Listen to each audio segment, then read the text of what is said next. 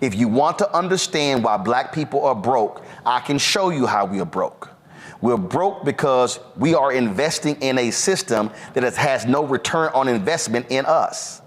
And what we're not doing is what Dr. King actually said to us on April 3rd, 1968, when he literally said, we need to redistribute the pain. He said the garbage workers are the ones that feel the pain. We must redistribute the pain. In that very speech, Dr. King named companies to boycott. He told black people to put the money in black banks. He said buy insurance from black insurance companies. Now, some of y'all might be saying, well, man, that's going too far. Okay. Well, you please tell me then, how then are we going to be able to build capacity and grow? That is why Senator Chuck Schumer, the Senate leader, should have Senate hearings and calling every major ad agency head. And by the way, 90% of the executives of ad agencies are white. He should call every single one of them to a Senate hearing. Because guess what? Last week, how many of us saw the social media companies testifying before Congress? How many of us witnessed Senator Lindsey Graham making Mark Zuckerberg apologize to the families? How many of us witnessed that take place last week? Well, guess what? If they can call for the social media companies to do that, well, then they can have this type of hearing and call every major ad agency and say, explain to me, how is it that BET was sold 20 plus years ago? And in the New York Times story on the sale of BET, a media analyst said that black-owned media was getting 1% of all advertising dollars. And here we sit more than 20 years later, and black-owned media is still getting 1%.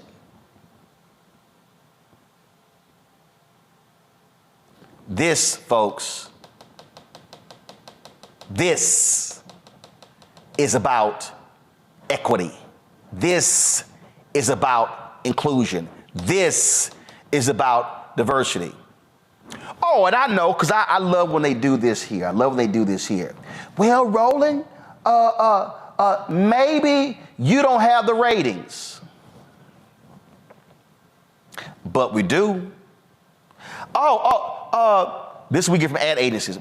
Can y'all do tags? Yes. Can y'all do programmatic? Yes.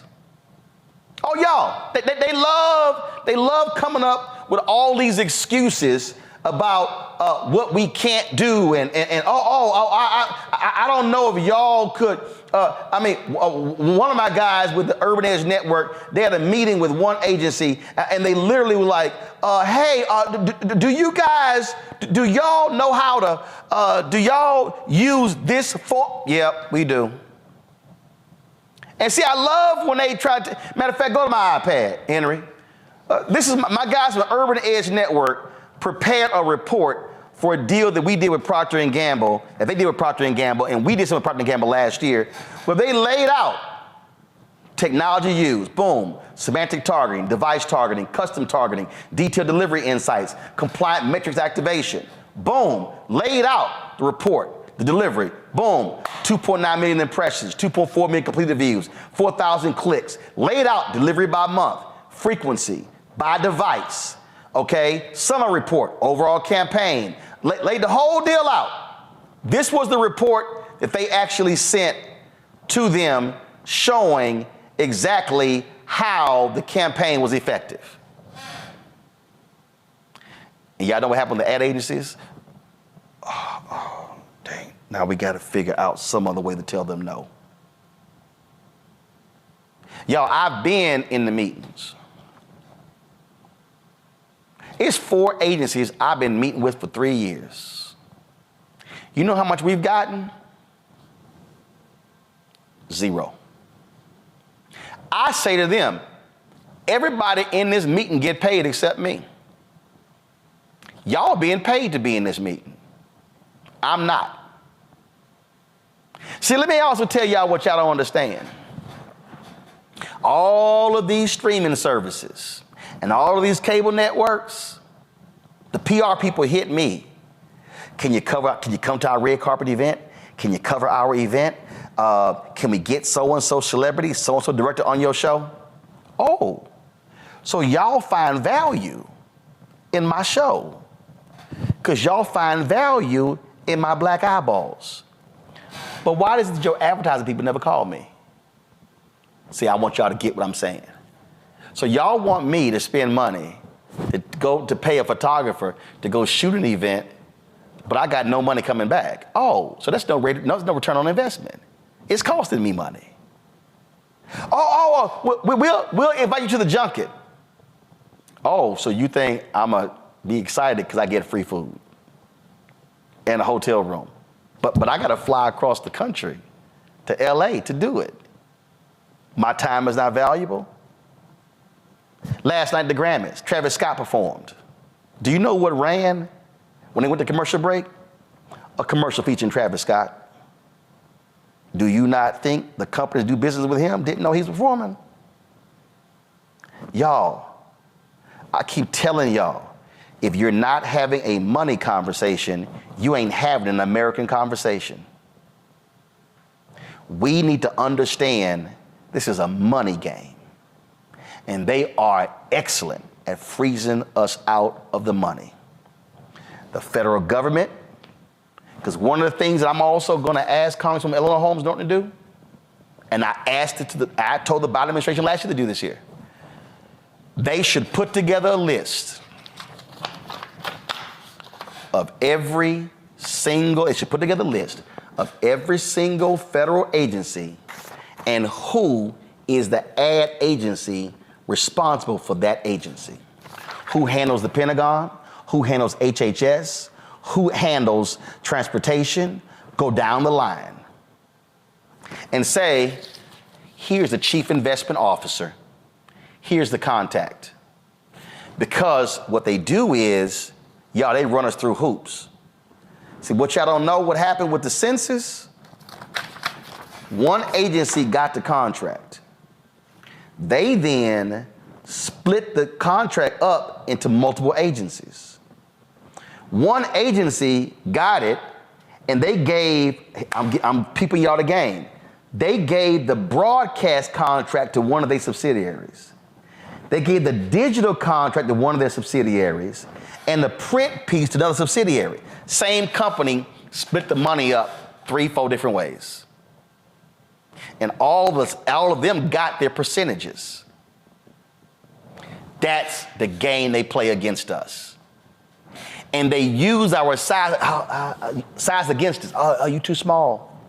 Well, I can't grow, but never get any money. And the same thing happens with political folks, the campaigns. Do y'all know in 2022, $9 billion was spent on political campaigns? $9 billion.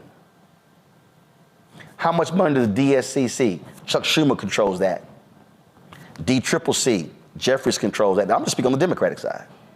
You got the Democratic Governors Association. You got Emily's List. You got all those PACs. Y'all see what I'm doing. I'm breaking down where all the money is. Each one of them should be asked, what's your black-owned media spend? Oh, so you want your surrogates to come on my show. You want us to cover your rallies. You want us to cover your speeches. You want us to cover your policies, but you don't want to spend money. That ain't no different than Hollywood. I'm just gonna, before I go to my panel, I'm gonna tell you what happened. It's been one bank, and I ain't gonna name them right now, but I'm gonna name them later. It's been one bank I've been talking to for 3 years. Major bank. Major bank.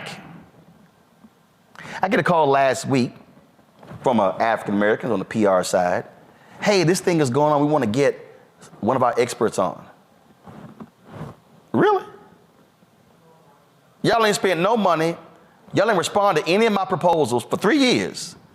But now I'm valuable enough to get one of your experts on? I said, no, that's not going to happen. So I broke it down to them what the real deal is. Black people, we have got to learn to stop being played small. We've got to stop accepting crumbs and think it's a meal. This is how we stay broke. Guess what? The word no is a complete sentence. And I have turned money down because they played me small. At a political campaign, hit me up in 2022 saying, wanted me to do this whole whole advertising campaign for $25,000. I said, y'all out y'all mind. I said, hell no. I said, I will keep my black ass at home. Good luck in your campaign. They had to come back tripling the amount. The 75 wasn't even actually what it should be, but it was more than a 25. And that was a black candidate. Y'all need to understand, everything I'm describing for you is why the condition of black-owned media is what it is in. It is because we are completely frozen out of the money.